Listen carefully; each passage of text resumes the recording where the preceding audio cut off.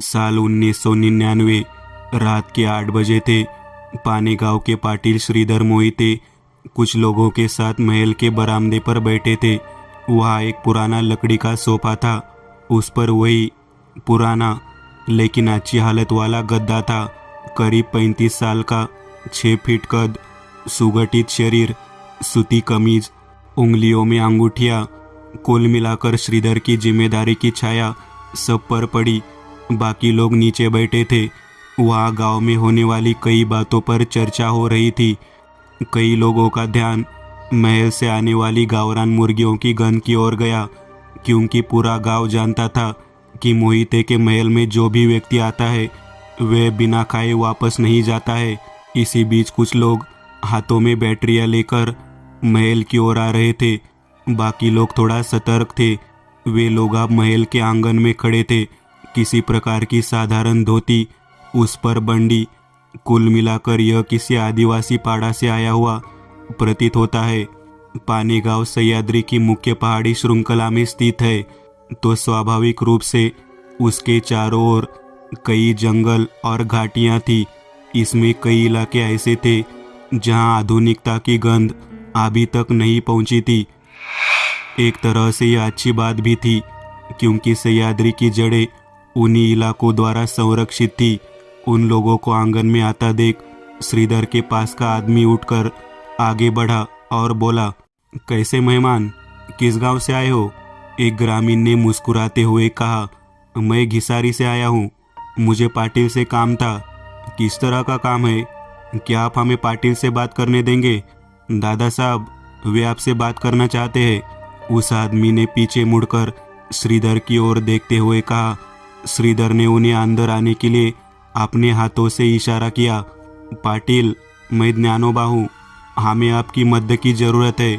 एक ग्रामीण श्रीधर के पास गया और बोला, कैसी मदद भाई?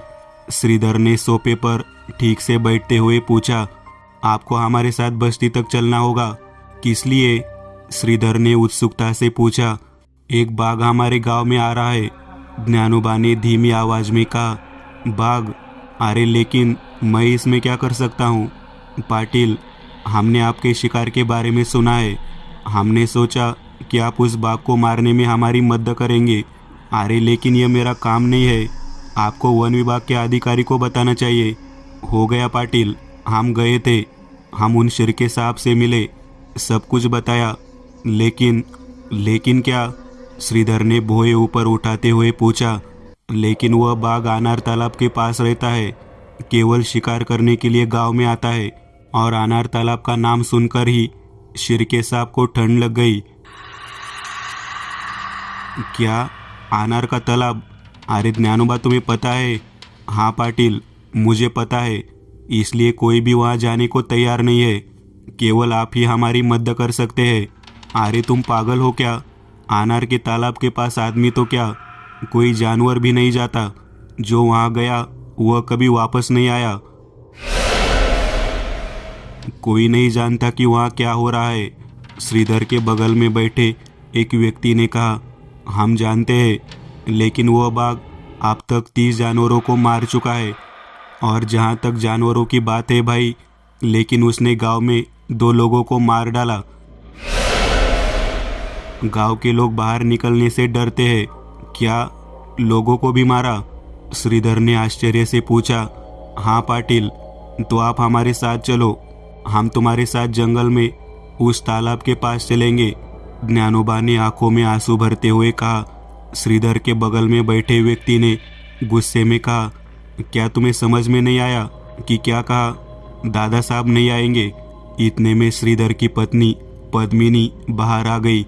मैं कब से आपकी बात सुन रही हूँ। अरे उस जगह मत जाओ, मैंने भी इसके बारे में बहुत सुना है। लेकिन पद्मिनी, वहाँ जो कुछ भी हो तो भी क्या इन लोगों की ज़िंदगी मायने नहीं रखती है? वहाँ भूत हो सकते हैं, लेकिन ये लोग मेरे साथ हैं। तुम नहीं सुनोगे ना? पद्मिनी ने गुस्से से कहा। मैं वहाँ जाऊँगा और उस बाघ को मारकर वापस आऊँगा, मुझ पर इतना भरोसा करो। हालांकि अन्य लोगों ने समझाया, लेकिन श्रीधर ने उनकी बात नहीं मानी। वह उस बस्ती के लोगों के साथ जाने के लिए तैयार थे। उन्होंने अपनी लंबी बंदूक ली जिसके एक बार में 2 कारतूस लोड किए जा सकते थे। खाने के लिए कुछ सामान और एक बंदूक ले ली। वे अपने नौकर पांडवा को अपने साथ ले गए। वह गांव वालों के साथ चल दिए।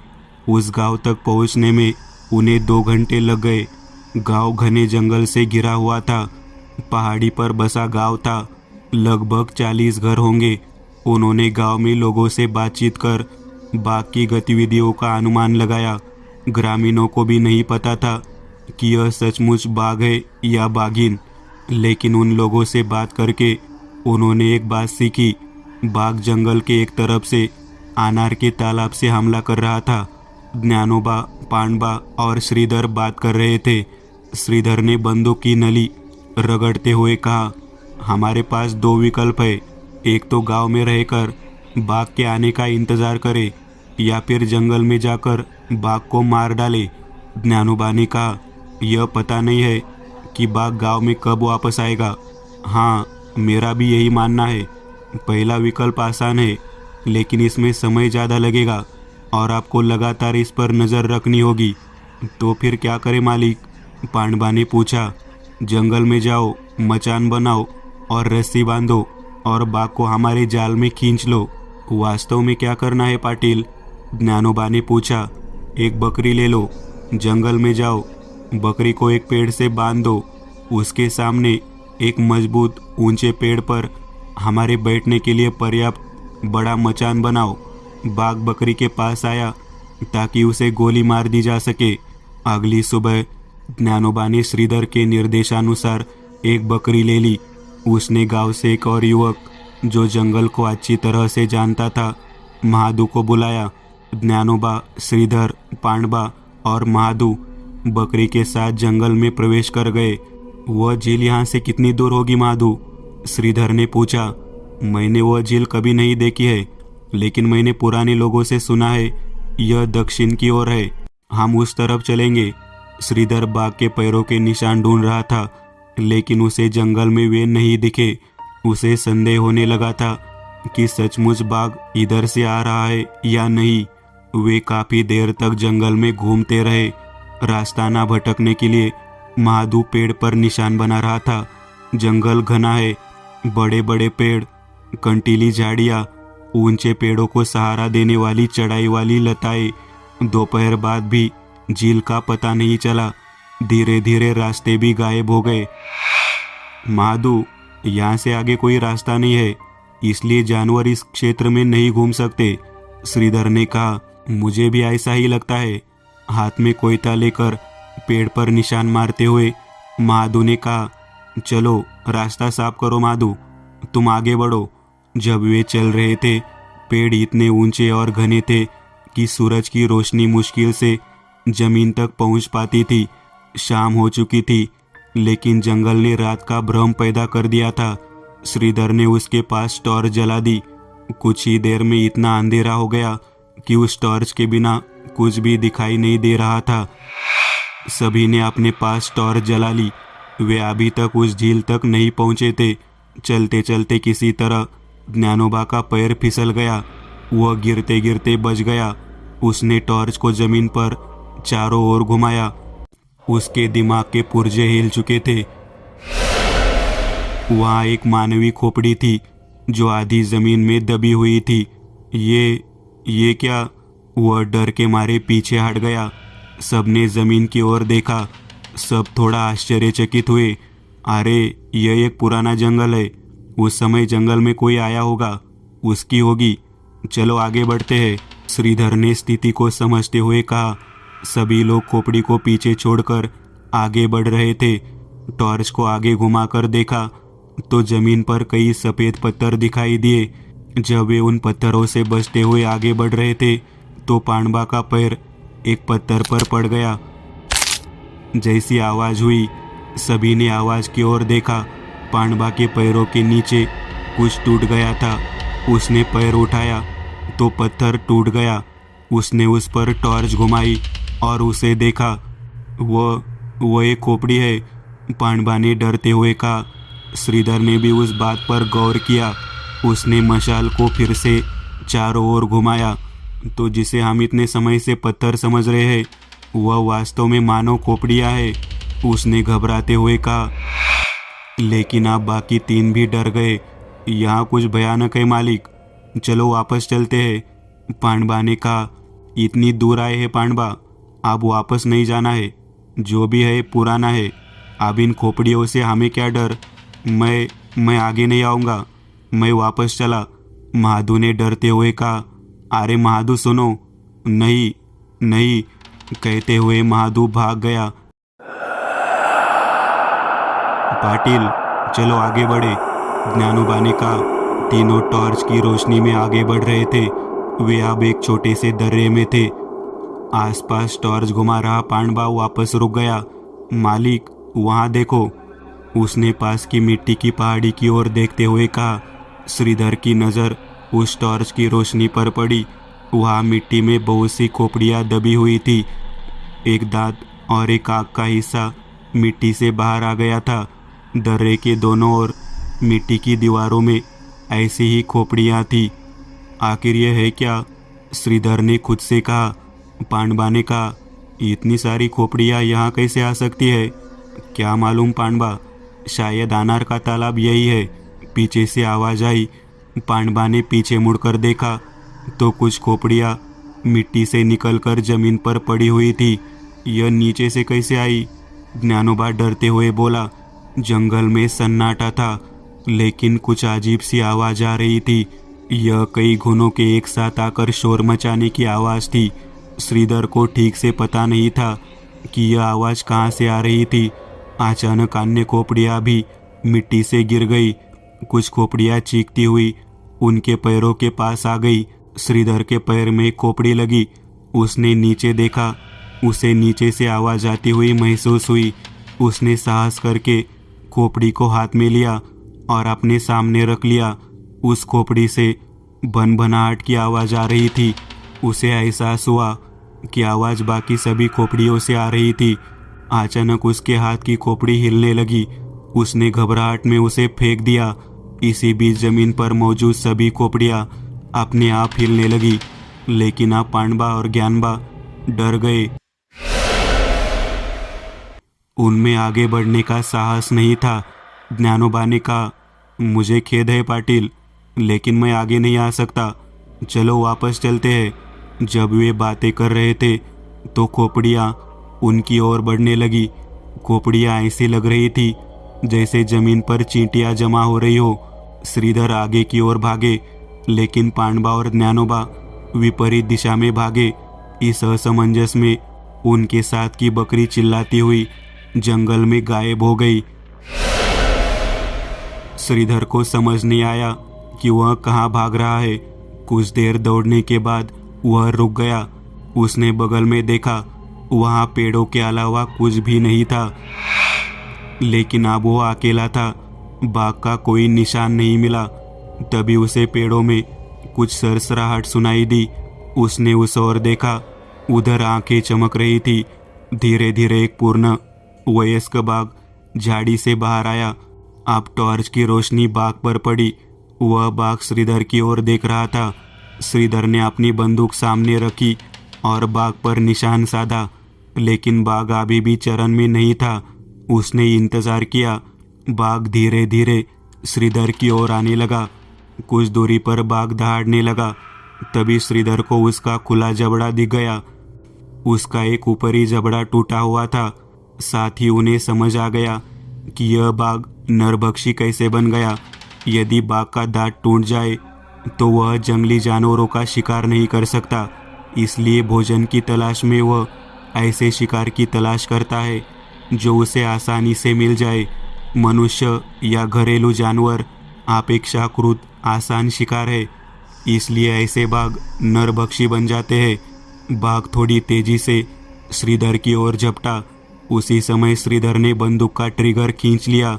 गोली बाघ के पैर में लगी। वह लंगड़ाते हुए झाड़ी में गायब हो गया। श्रीधर बाघ का पीछा करते हुए उसके पीछे खून बहाते हुए उसकी ओर दौड़े। वह एक छोटे से खुले क्षेत्र में आ गए। उन्हें कोई अंदाजा नहीं था कि वह जंगल के किस हिस्से में है। सामने एक बड़ा पेड़ था। उस पेड़ को देखकर उसे कुछ अजीब सा महसूस हुआ। वह वैसे ही चलता रहा। जैसे ही उसने पेड़ की ओर मशाल घुमाई, उसके मन में डर की लहर दौड़ गई। उस पेड़ पर बहुत सारी इंसानों की खोपड़ियां लटकी हुई थी। वह पेड़ के पास से गुजरा और अब उसे नीचे की ओर जाने वाली पत्थर की सीढ़ियां दिखाई दी। वे लंबी थी। एक सीढ़ी लगभग 10 फीट लंबी थी। जैसे ही वह सीढ़ियों से नीचे उतरा, उसे कुछ महसूस हुआ। सीढ़ियों के दोनों ओर कुछ खड़ा हुआ था। उसने टॉर्च इधर उधर घुमाई और चौंक कर पीछे हट गया। वहाँ बिना खोपड़ी के मानव कंकाल अगल बगल में खड़े थे। ऐसा विचित्र रूप उसने पहले कभी नहीं देखा था। अतः अब वो डर से भर गया। वह वैसे ही सीढ़ियों से नीचे उतर आया। सामने नदी बह रही थी। इस पर पत्थर का घाट बना हुआ है। वह जिन सीढ़ियों से नीचे उतरा, वह नदी के घाट तक जाती थी। उस घाट से उसने टॉर्च नदी की ओर घुमाई। उस घाट को देखते समय उसे बीच में एक होम कुंड दिखाई दिया, जो कई घुमावदार खंभों से घिरा हुआ था। उसका आकार अजीब था, लेकिन सभी खंभे एक ही आकार के थे। उस पर कुछ रंग लगा हुआ था। इसी बीच उस नदी के पानी में कुछ हलचल हो रही थी। उसमें से कई आदमियों की लाशें निकली, पूरी तरह नग्न। उस शरीर पर कोई सिर नहीं था। उनकी गर्दनों से खून की धाराएं उड़कर हवा में लुप्त हो रही थी। वे सभी श्रीधर की ओर आ रहे थे। श्रीधर वह दृश्य देखकर स्तब्ध रह गए। वह सीढ़ियों की ओर भागा और ऊपर जाने ही वाला था कि वह फिर से ठिठक गया। ऊपर की सीढ़ियों से इंसानों की खोपड़ियां चरमराती हुई नीचे आ रही थी। सीढ़ियां उनसे बहते खून के कारण लाल हो रही थी। यह सब सत्य है कि भास वह नहीं समझ पाया। वह उन सिरों के माध्यम से ऊपर चढ़ गया। उसने पीछे मुड़कर देखा, लेकिन पीछे कुछ भी नहीं था। वह सीढ़ियां खाली थी। वह ऊपर आ गया था, लेकिन अब उसे अपने चारों ओर बिना खोपड़ी के मानव कंकाल घूमते हुए दिखाई दे रहे थे। यह देखकर वो और भी भयभीत हो गया और भागने लगा। उसे अपने आसपास कई सिर मुंडे हुए आदमी दिखाई दे रहे थे। वे उसकी ओर आ रहे थे। इतनी जद्दोजहद में भी उसने टॉर्च नहीं छोड़ी थी। जब वह भाग रहा था तो उसका ध्यान एक दराती पर गया। वहाँ अंधेरा था। वहाँ एक गुफा जैसा कुछ था। वह उसके पास गया। उसके पीछे की आकृतियाँ वही जम गई। वह गुफा में गया और बेहोश हो गया। अगली सुबह पांडवा और ज्ञानबा बस्ती में आए। उस रात जो हुआ उससे दोनों सदमे में थे, लेकिन उनके पास इंतजार करने का समय नहीं था। वे भी भागे और मोहिते के महल में पहुंच गए। उन्होंने पद्मिनी को बताया कि क्या हुआ था। वह चौंक कर बैठ गई, लेकिन उन्होंने खुद को संभाल लिया।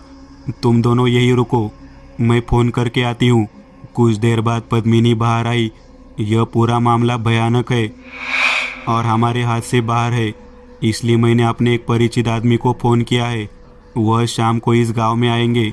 हम उनके साथ उस जंगल में जाएंगे। वहीनी साहब, आपने किसे बुलाया? पांडवा ने पूछा। एकदंत, वे पुणे में रहते हैं। उनके पास ऐसी अजीब चीज़ों का गहन अध्ययन है। वे हमारी मदद करेंगे। शायद श्रीधर को अभी तक कुछ नहीं हुआ है।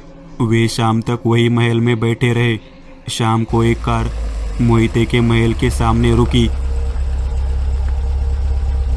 लगभग 30 वर्ष का एक युवक उसमें से निकला। करीब 6 फीट लंबा, साधारण कुर्ता, उसके ऊपर सलवार, गले में त्रिशूल और रुद्राक्ष पेडेंट, कंधे पर शबनम, माथे पर अष्टगंध लगाए हुए। उन्हें देखकर पांडवा और ज्ञानोबा कार के पास पहुंचे। क्या तुम एकदंत हो? पांडवा ने उत्सुकता से पूछा। हाँ, एकदंत ने चेहरे पर मुस्कान लाते हुए कहा। वहीनी साहब आपका इंतजार कर रहे हैं, अंदर आइए। वो तीनों अंदर आए। पद्मिनी बाहर आ रही थी। वे चारों लिविंग रूम में बैठे थे। एकदंत ने कहा, मुझे पता है कि क्या हुआ था। लेकिन मुझे ठीक से बताओ कि क्या हुआ था। पांडवा ने उनके साथ जो कुछ हुआ उन्हें समझाया। बेशक समग्र स्थिति में कुछ भयानक है, इसलिए हम तीनों को अब वहाँ जाना चाहिए। जितनी जल्दी हो सके वहाँ पहुँचना महत्वपूर्ण है।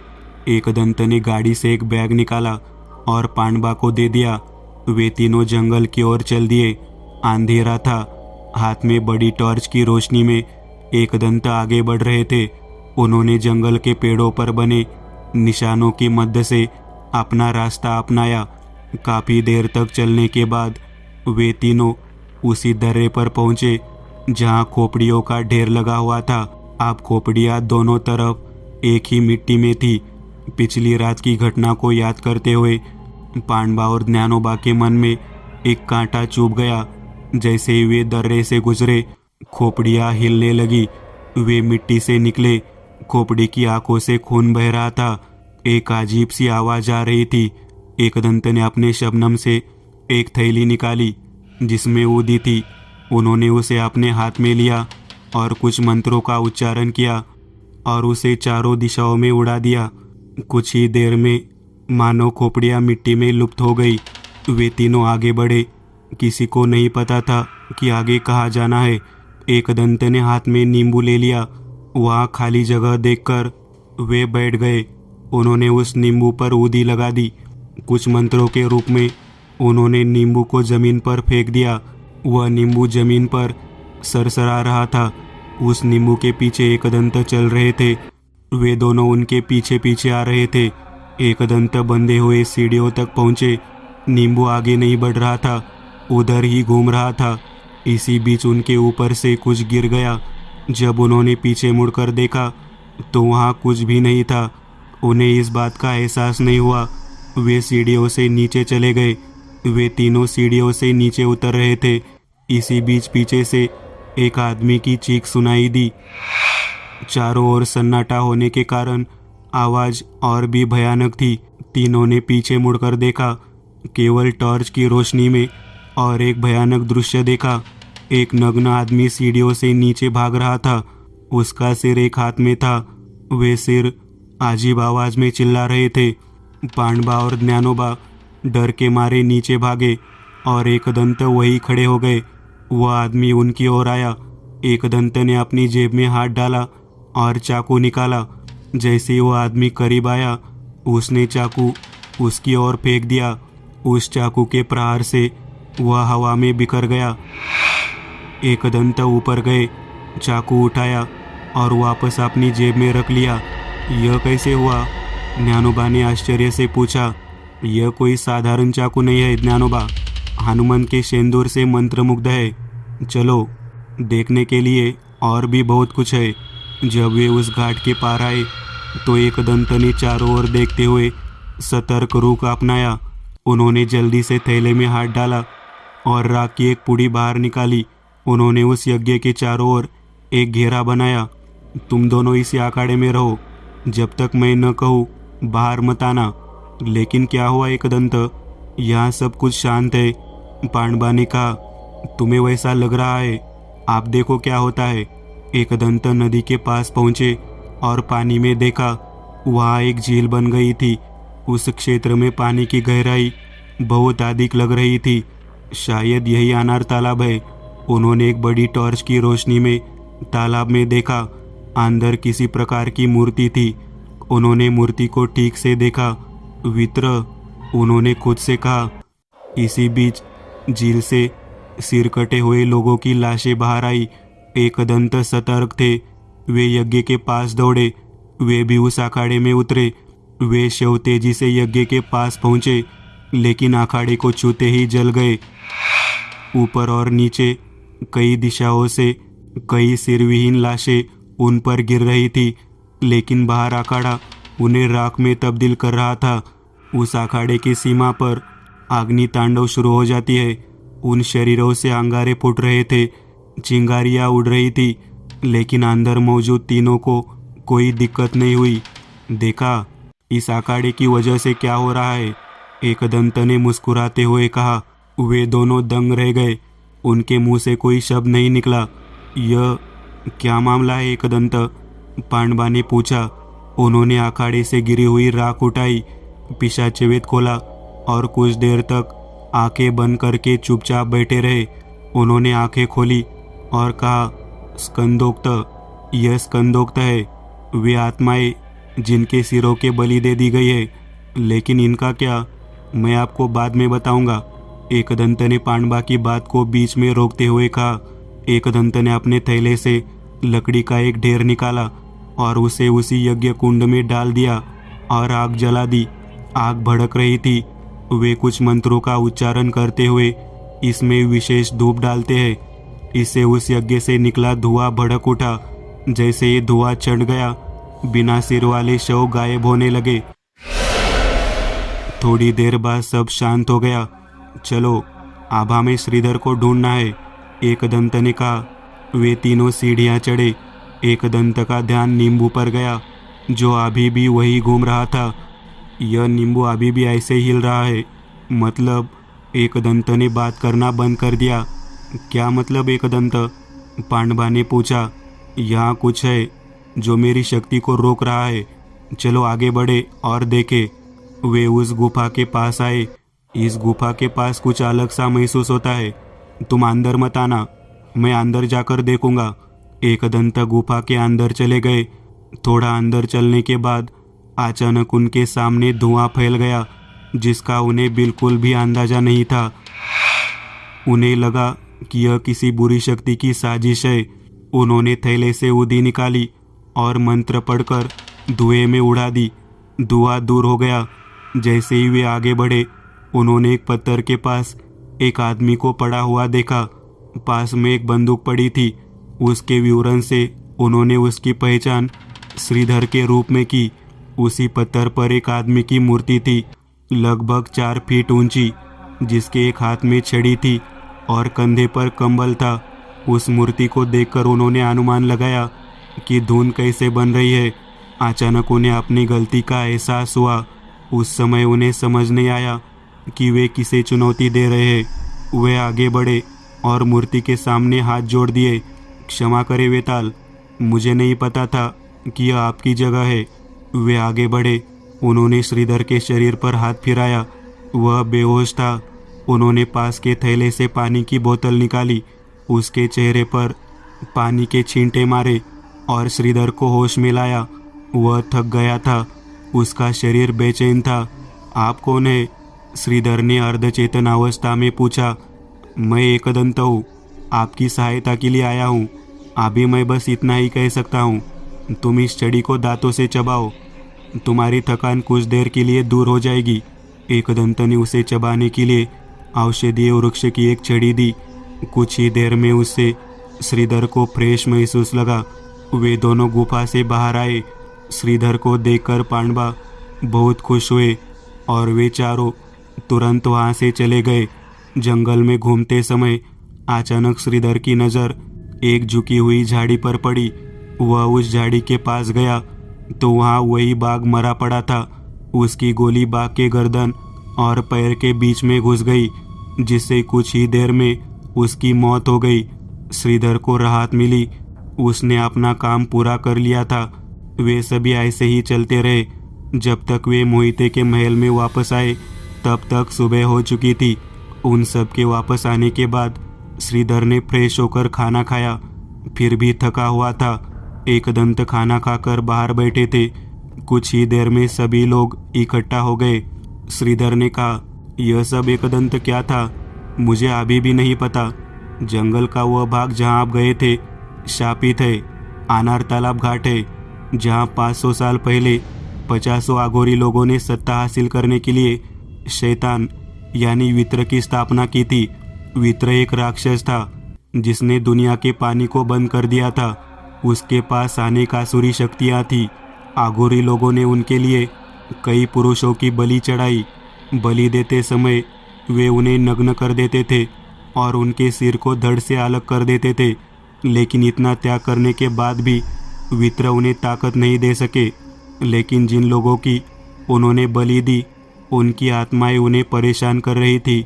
सिर काटकर मरने वाला व्यक्ति स्कंदोक्त होता है। उस पूरे इलाके पर उसका नियंत्रण है।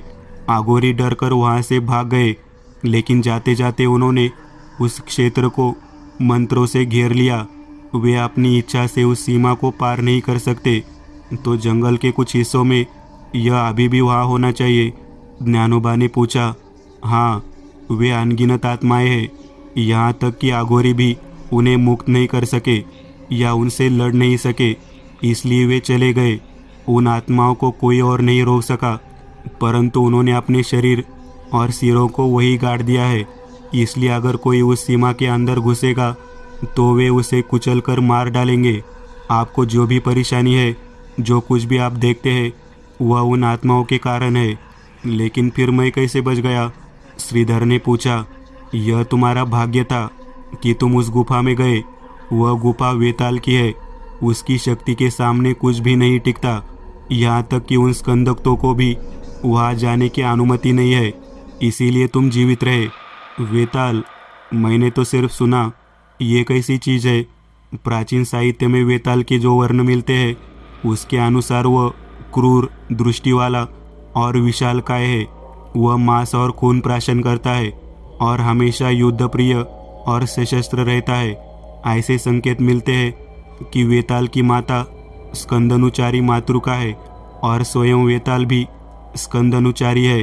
हालांकि भागवत, मत्स्य पुराण और ब्रह्मांड पुराण उन्हें स्कंदनुचार के बजाय शिवगन कहते हैं। वेताल को कई गांवों में ग्राम देवता के रूप में पूजा जाता है। वह न तो देवता है और न ही राक्षस। उस गुहा में जो कोहरा था, वह वेताल का सुरक्षा तंत्र था। उसकी इच्छा के बिना कोई भी उसमें प्रवेश नहीं कर सकता था। लेकिन मैं नहीं जानता था कि मैंने इसके विरुद्ध कदम उठाया है। लेकिन फिर आपने हवन करके क्या किया? पांडवा ने पूछा।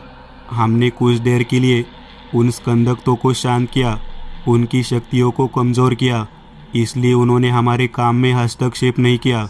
आखिर उस नींबू का मामला क्या था एकदंत? ज्ञानोबा ने पूछा।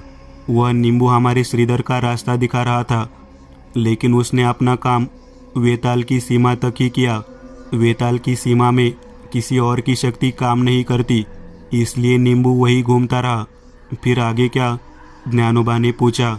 जंगल के उस हिस्से को वर्जित रखे, किसी को भी वहाँ जाने न दे। वह हिस्सा भयानक है और वैसा ही रहेगा। पद्मिनी ने कहा। आपने हमारी बहुत मदद की है एकदंत। यह मेरा काम है। आपसे जब आप कहीं अनजान जगह जाए तो सावधान रहे। एकदंत ने एक और केस सुलझा लिया था। वह पुणे लौट आए, लेकिन उनकी अद्भुत यात्रा जारी है।